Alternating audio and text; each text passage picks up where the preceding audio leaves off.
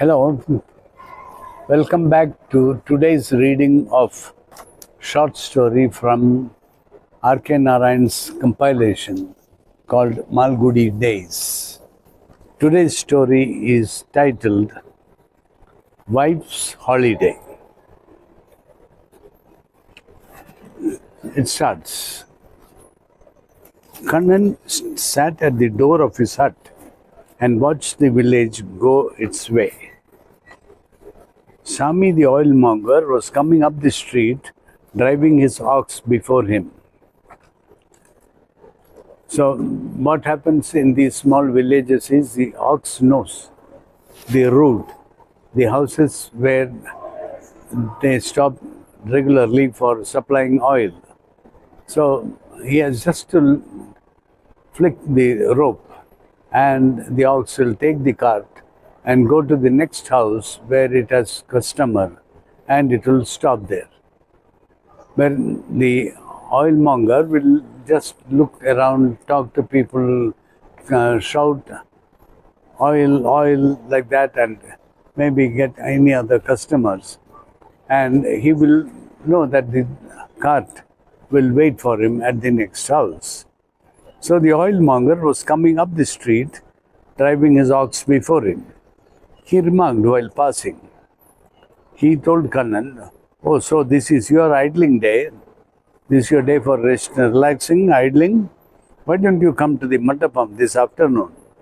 Mandapam is a place nearby which the oilmonger is inviting Kannan to come to.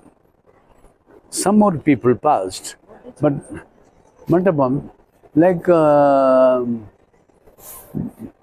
Valur Kotam. So it's a place where people congregate. Yeah, where, yes. Who can be for religious or not. Yes. So some more people passed, but Kannan hardly noticed anyone. The oilmonger's words had thrown him into a dream. The Mandapam was an ancient pillared structure with all its masonry cracking and crumbling down on the tank mud. It served as a clubhouse for Kannan and his friends who gathered there on an afternoon and pursued the game of dice with considerable intensity and fury. Kannan loved not only the game but also the muddy smell of the place, the sky seen through the cracking arches and the far-off hillocks. He hummed a little tune to himself at the thought of the Mandapam. He knew people would call him an idler for sitting there at his door and sunning himself. But he didn't care.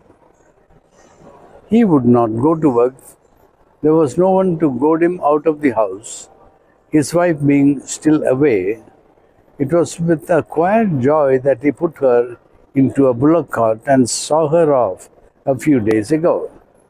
He hoped her parents would insist on her staying on at least for 10 days more, though it meant a wrench for him to be parted from his little son. But Kannan accepted it as an inevitable price to pay for his wife's absence. He reflected, if she were here, would she let me rest like this? He would have to be climbing coconut trees, clearing their tops of beetles and other pests, plucking down coconuts, haggling with miserly tree owners and earning his rupees a day. Now he celebrated his wife's absence by staying at home most of the day. But the worst of it was that he had not a quarter of an anna anywhere about him, and he wouldn't see a coin unless he climbed some trees for it today. He stretched his legs and arms and brooded how it would feel to go up a tree now. Of course, the 10 trees in the backyard of that big house needed attention. That work awaited him anytime he cared to go there. But it was impossible. His limbs felt stiff and unwieldy and seemed good only for the visit to the Mandapam. But what was the use of going there empty-handed? If only he had 4 annas on hand, he could probably return home with a rupee in the evening by playing dice and winning something. But that woman, he felt indignant at the thought of his wife, who did not seem to think that he deserved to keep an anna of his hard-earned cash about him. Without 4 annas to call one's own, he had been drudging and earning for years now, ever since. He gave up the attempts to think it out, since it took him into the realm of numbers, and numbers were complex and elusive, except when one rolled the dice and counted cards. An idea struck him, and he suddenly rose to his feet and turned in. In a corner, there was a large tin trunk, painted black years ago, the most substantial possession of that household. It was his wife's. He sat down before it and stared at the lock hopelessly. It was a cast iron lock with sharp edges. He took hold of it and tugged at it, and much to his surprise, it came off. God is kind to me, he told himself, and threw open the lid. He beheld his wife's prized possessions. There were a few jackets and 2 or 3 saris, one of which he had bought her as a young bridegroom. He was surprised that she should still preserve it, though he checked himself at the threshold of numbers again. She can preserve it because she is too niggardly to wear it, I suppose, he remarked and laughed, pleased at his malicious conclusion. He threw aside the clothes impatiently and searched for a little wooden box in which she usually kept her cash. He found it empty, but for a smooth, worn-out copper just left there for luck. Where is all the cash gone? He asked angrily. He brooded. She must have taken every anna for her brother or someone there. Here, I slave all the day only to benefit her brother, is it? Next time I see her brother, I will wring his neck, he said to himself with considerable satisfaction. Rummaging further, he caught sight of a cigarette tin in a corner of the box. He shook it. It jingled satisfactorily with coins. He felt tender at the sight of it. It was his little son's, a red cigarette tin. He remembered how the little fellow had picked it up from the rubbish dump behind the traveller's bungalow and come running, clutching it to his bosom.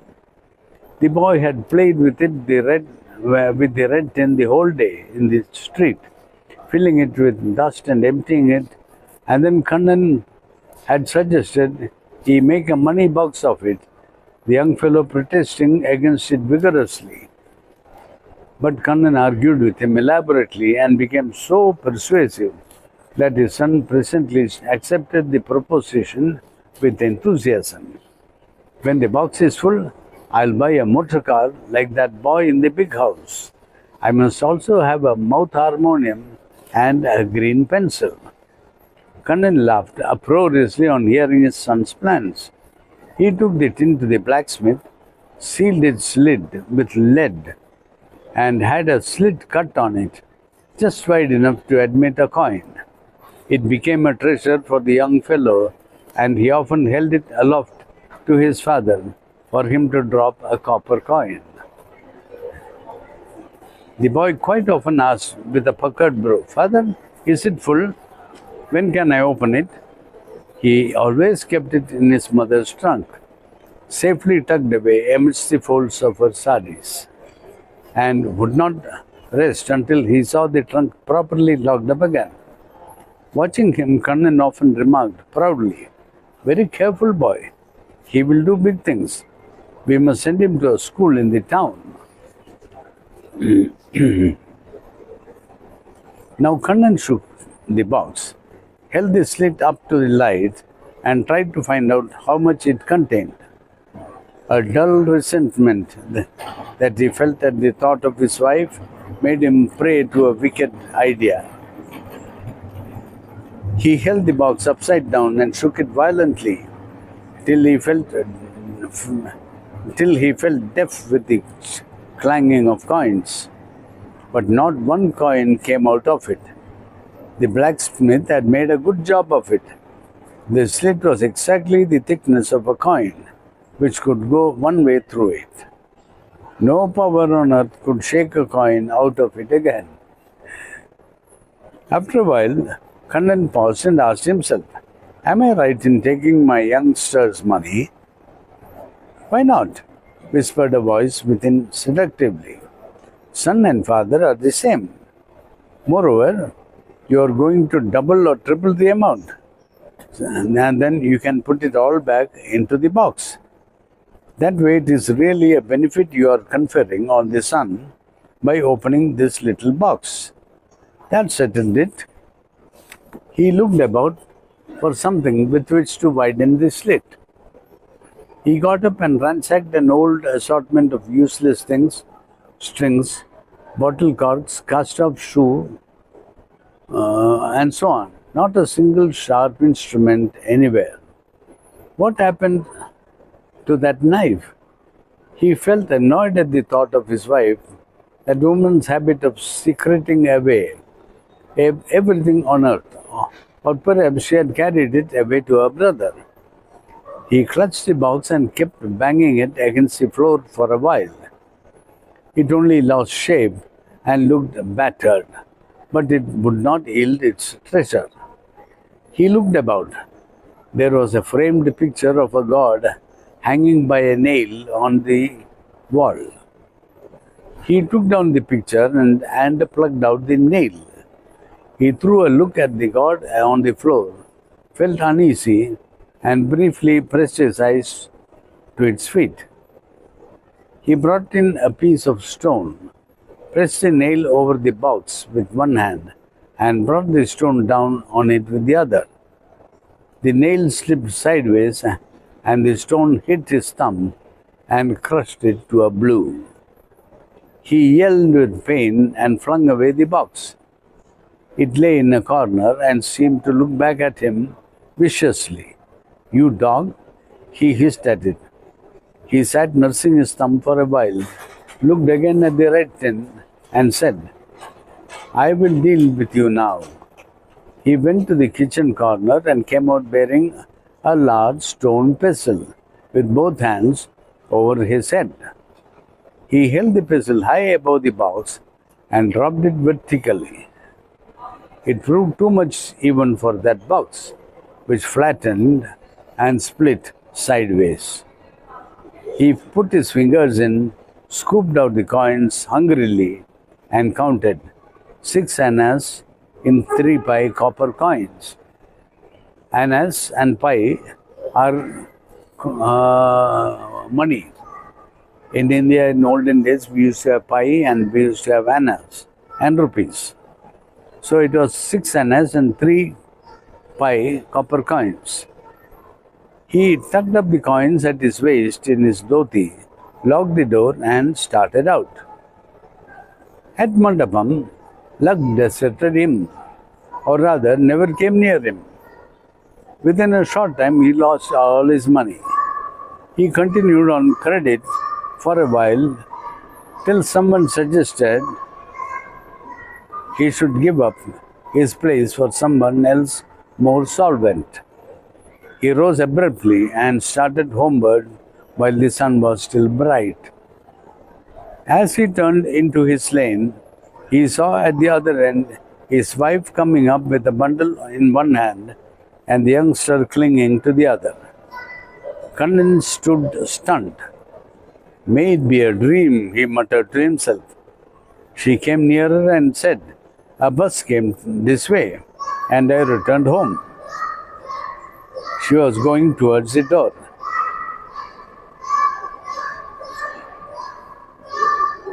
He watched her in a sort of dull panic. Her box, with all its contents, scattered, the god's picture on the floor, the battered red tin. She would see them all at once the moment she stepped in. The situation was hopeless. He opened the door mechanically. "Why do you look like that?" she asked, going in. His son held a couple of coins up to him. "Uncle gave me these. Put them into the box." A groan of misery escaped Kannan. The boy said, "Uncle gave me these. Put them into the box." And a groan of misery escaped Kannan. "Why do you do that, father?" the boy asked. Kannan held up his thumb and mumbled, "Nothing. I have crushed my thumb." He followed them in, resigning himself to face the oncoming storm. So what do you think will happen? The moment he goes in, his son will shout at him, cry, and ask him why he has broken his box and where is all the money. And the wife will tell her own. So that's a little story for today. It is called Wife's Holiday. And that's the end of the story. Bye.